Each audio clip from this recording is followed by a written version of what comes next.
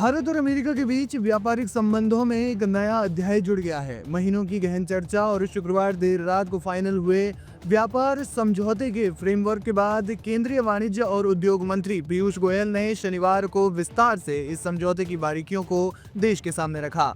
गोयल ने इसे एक ऐसी ऐतिहासिक जीत बताया जिसमें भारत ने अपने किसानों के हितों की रक्षा करते हुए दुनिया के सबसे बड़े बाजार यानी $30 ट्रिलियन की अमेरिकी अर्थव्यवस्था के द्वार भारतीय निर्यातकों के लिए खोल दिए हैं।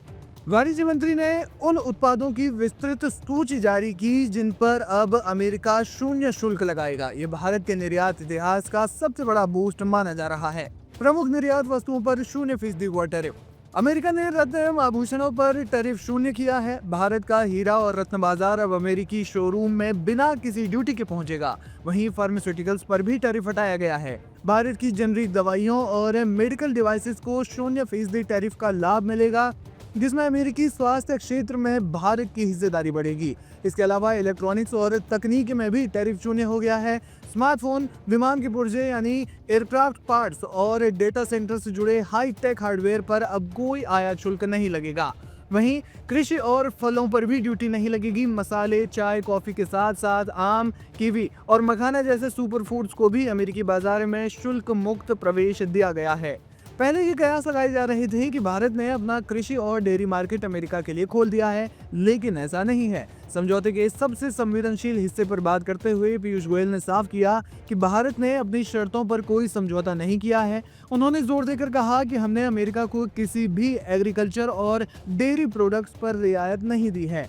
इसका अर्थ ये है कि अमेरिका के डेयरी उत्पाद, गेहूं, चावल और सोयाबीन जैसे उत्पादों पर भारत का टैरिफ बरकरार रहेगा। ये भारतीय किसानों और पशुपालकों के लिए बड़ी राहत है, क्योंकि उन्हें विदेशी उत्पादों से कड़ी प्रतिस्पर्धा का डर था।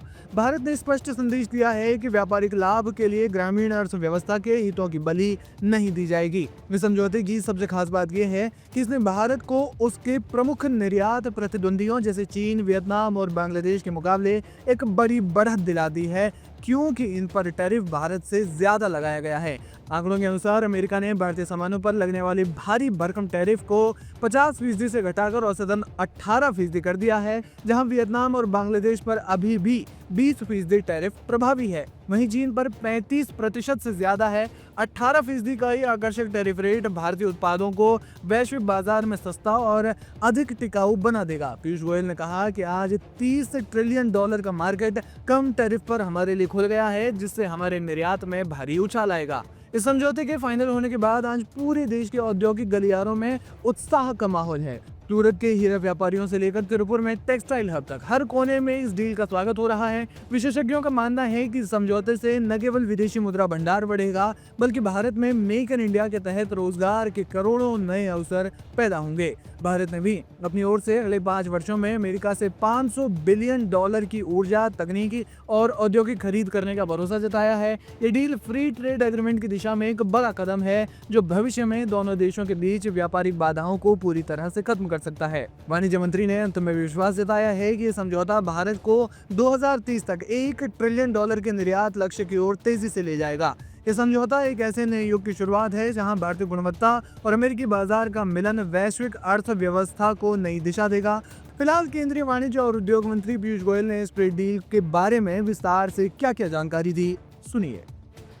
मित्रों, ये जो जॉइंट स्टेटमेंट है, ये एक प्रकार से नई आशा, उमंग और नए संकल्प के लिए हर भारतवासी को अवसर देता है, मौके देता है। यूनाइटेड स्टेट्स ऑफ अमेरिका ने भारत के साथ अपने संबंधों को और मजबूत बनाने के दृष्टिकोण से जो बायलैटरल ट्रेड एग्रीमेंट का पहला अंश अब तय किया है, उसके तहत 50% की जो रेसिप्रोकल टैरिफ भारत के निर्यात के ऊपर अमेरिका में लगती थी, वो अब 50% से घटकर मात्र 18% लगेगी। और 18% हमारे जितने अड़ोस पड़ोस के देश हैं, जितने देश हैं जिनके साथ हमारी स्पर्धा रहती है, उन सभी देशों से कम है और आगे आने वाले दिनों में हमें और हमारे निर्यातकों को बहुत लाभ देंगे। अगर हम देखें तो चाइना के ऊपर अमेरिका ने लगभग 35% ड्यूटी रखी है, वियतनाम पर 20%, बांग्लादेश पर 20%, इंडोनेशिया पर 19%। हम सभी स्पर्धा में खड़े देशों से कम हैं। साथ ही साथ कई ऐसे वस्तु हैं जिसके ऊपर अब शून्य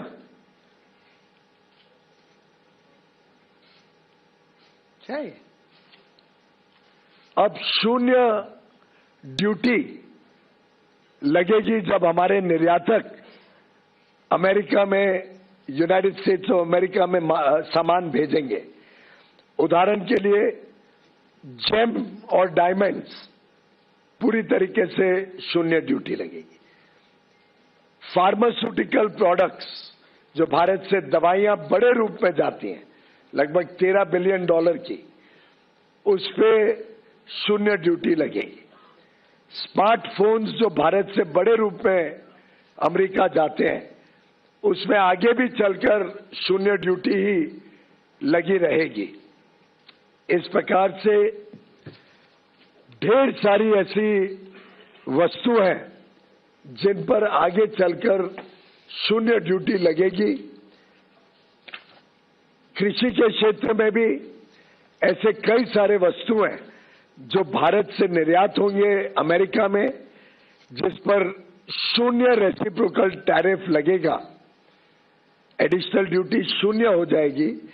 उदाहरण के लिए स्पाइसेस, चाय, कॉफी और उसमें से बने वस्तु, कोपरा यानी कोकोनट और coconut oil, vegetable wax, areca nut, Brazil के नट, कैशू नट, चेस्टनट, कई सारे फल और कई सारी सब्जियां,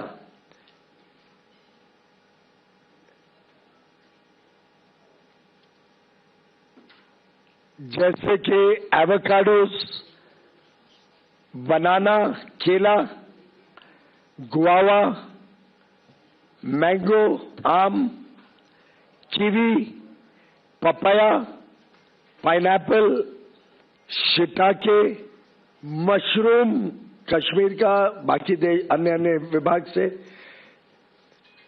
इसी प्रकार से वेजिटेबल प्लेटिंग का जो मटेरियल होता है, वेजिटेबल सैप, कुछ वेजिटेबल के रूट्स जैसे टैरो, बैम्ब्रा बीन्स, कुछ सीरियल्स जैसे बार्ले, कैनरी सीड्स, कुछ बेकरी के प्रोडक्ट्स, कोका और कोका से बने हुए वस्तु, sesame seeds, poppy seeds, processed food, banana pulp के शेप में, सिट्रस के जूस, गुआवा और मैंगो का पेस्ट, पाइनएप्पल का जैम। अब ये सभी वस्तुओं पर जो हमारे किसान भारत में बनाते हैं, इस पर अमेरिका में रेसिप्रोकल टैरिफ 50% से घटकर शून्य हो जाएगा। शून्य।